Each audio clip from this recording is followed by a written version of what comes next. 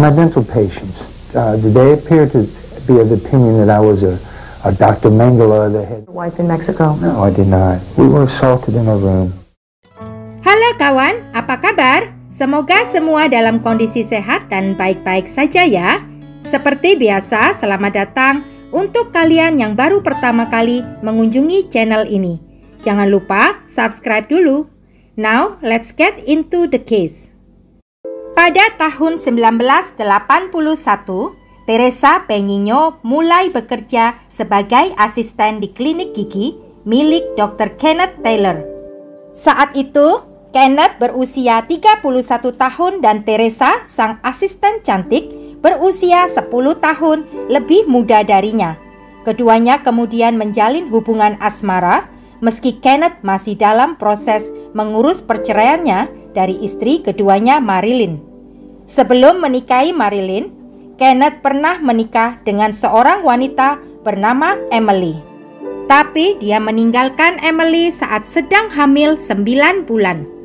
Tidak ada catatan bahwa Kenneth pernah melakukan kekerasan pada istri pertamanya itu. Namun, berbeda dengan Marilyn, istri keduanya, yang sudah mengalami kekerasan sejak sebelum mereka menjadi pasangan suami istri. Banyak yang sudah mengingatkan Marilyn tentang kecenderungan Kenneth melakukan kekerasan. Namun, karena sudah cinta mati, pada akhirnya Marilyn tetap menikahi Kenneth. Terbukti bahwa perkataan orang tentang keburukan Kenneth benar. Pernikahan keduanya diwarnai dengan kekerasan serta kebiasaan Kenneth mengkonsumsi narkoba. Selain itu, Kenneth juga doyan selingkuh dan memiliki kecanduan pada seks. Dan pada akhirnya Kenneth lah yang memutuskan untuk menceraikan Marilyn meski keduanya sudah memiliki satu orang anak perempuan.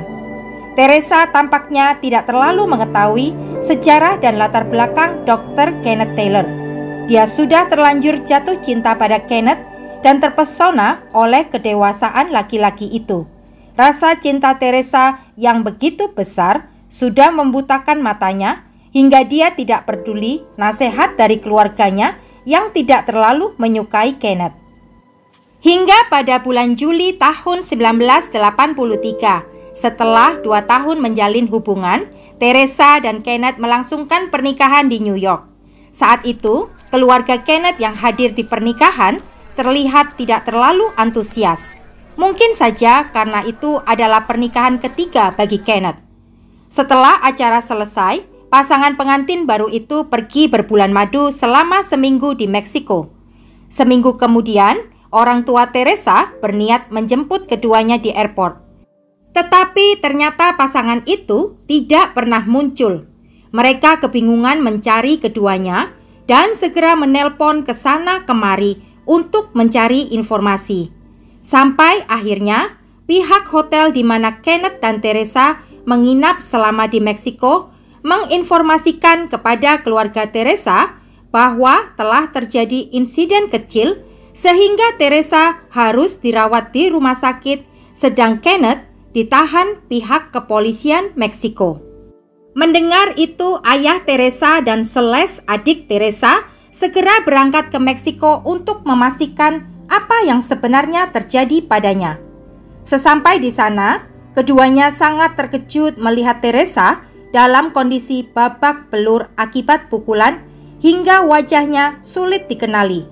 Kedua matanya bengkak sampai tidak bisa melihat. Satu sisi wajahnya lecet-lecet terkena pecahan gelas. Ada luka sayatan dalam pada bagian leher serta seluruh gigi Teresa bagian depan hancur. Saat keluarga Teresa sampai di rumah sakit, Kenneth ternyata sudah dibebaskan dari tahanan polisi. Kepada mereka, Kenneth menjelaskan apa yang dialami Teresa adalah akibat ulah seorang penyusup. Dia mengaku bahwa penyusup itu masuk ke dalam kamar hotel saat dia dan istrinya tidur. Kemudian menyerang Kenneth sampai pingsan dan saat dia tersadar, dia melihat Teresa sudah dalam kondisi babak belur tergeletak di lantai. Kenneth menuduh pihak berwenang Meksiko menahannya tanpa alasan yang jelas hingga akhirnya mereka melepaskannya karena tidak bisa membuktikan kesalahan Kenneth.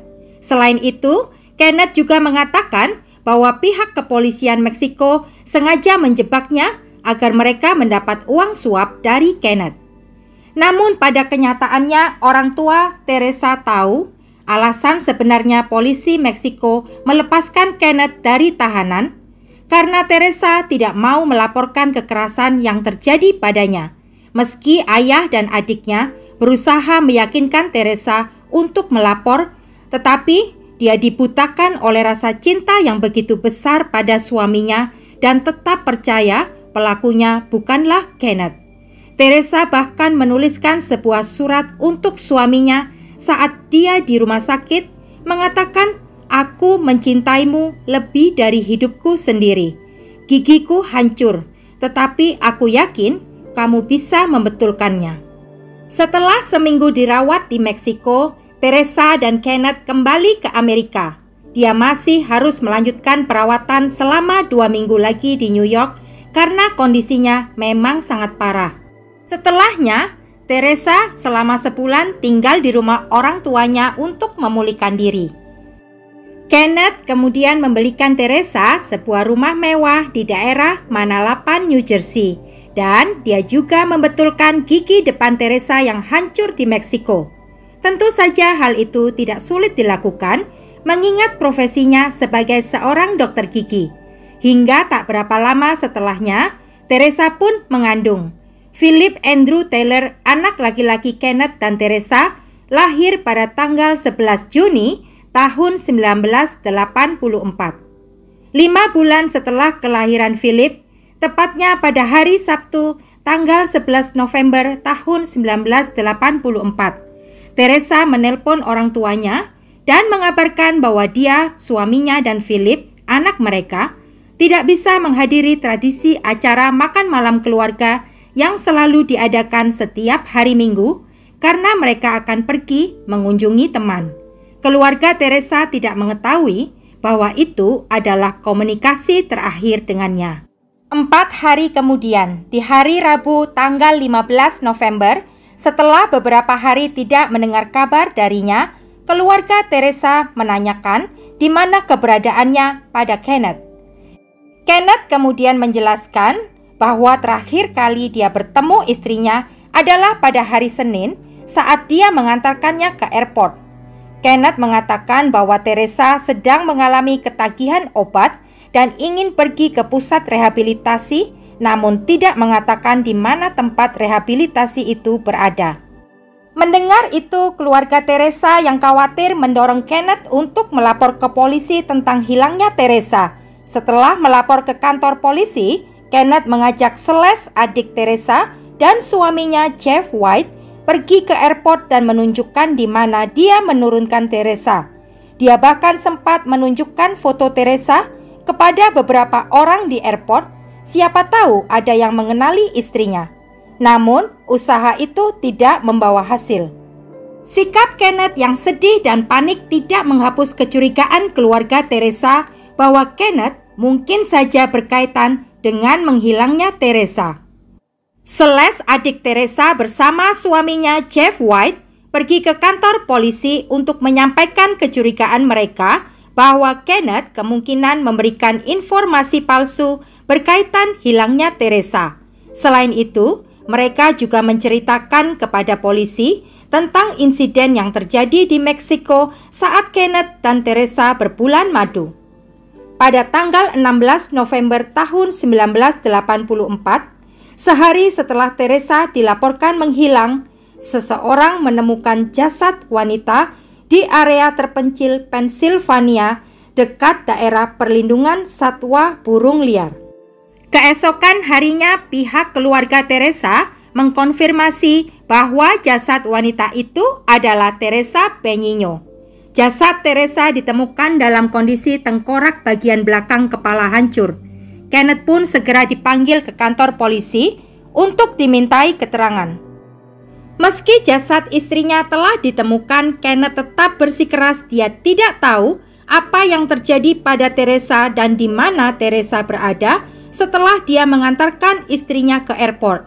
Dia kemudian memberikan izin kepada pihak kepolisian untuk menggeledah rumahnya demi membuktikan dia tidak bersalah.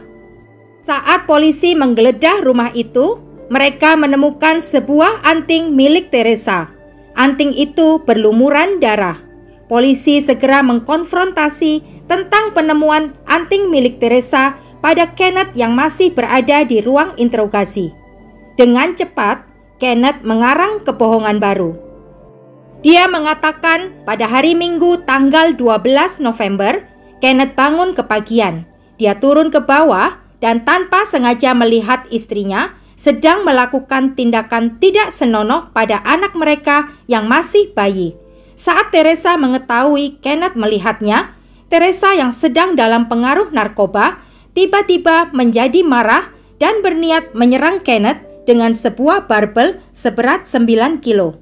Kenneth berhasil merebut barbel itu dari tangan istrinya, lalu secara spontan dia balik memukulkan barbel itu ke arah Teresa. Segera setelah memberikan keterangan, Kenneth memilih tutup mulut dan meminta seorang pengacara untuk mewakilinya. Polisi pun segera menahan Kenneth Taylor sebagai tersangka. Persidangan dimulai pada bulan September tahun 1985. Kenneth Taylor didakwa atas tewasnya Teresa Benigno, istrinya. Selama persidangan terungkap bahwa Kenneth berusaha menutupi jejak kejahatannya, namun dia gagal. Saat polisi menyemprotkan cairan luminol di seluruh permukaan dalam rumah, terlihat ada jejak darah yang diseret dari area ruang tamu hingga garasi. Diduga Kenneth menyeret jasad istrinya ke garasi sebelum memasukkannya ke dalam bagasi mobil. Setelah itu, Kenneth membawa Philip yang masih berusia 5 bulan berkendara ke Indiana mengunjungi orang tuanya, kemudian dari sana pergi ke Pittsburgh mengunjungi rumah mantan istri keduanya, Marilyn, untuk merayakan ulang tahun putri mereka. Selama melakukan kunjungan, Kenneth membawa jasad Teresa dalam bagasi mobilnya. Baru pada hari Rabu pagi dalam perjalanan kembali ke New York, beberapa jam sebelum dia melaporkan Teresa menghilang, Kenneth membuang jasad istrinya itu di kawasan Satwa Burung Liar, Pennsylvania. Selain itu, polisi menemukan sebanyak 26 panggilan telepon dari rumah Kenneth ke saluran pornografi di California dan rumah pelacuran di New York.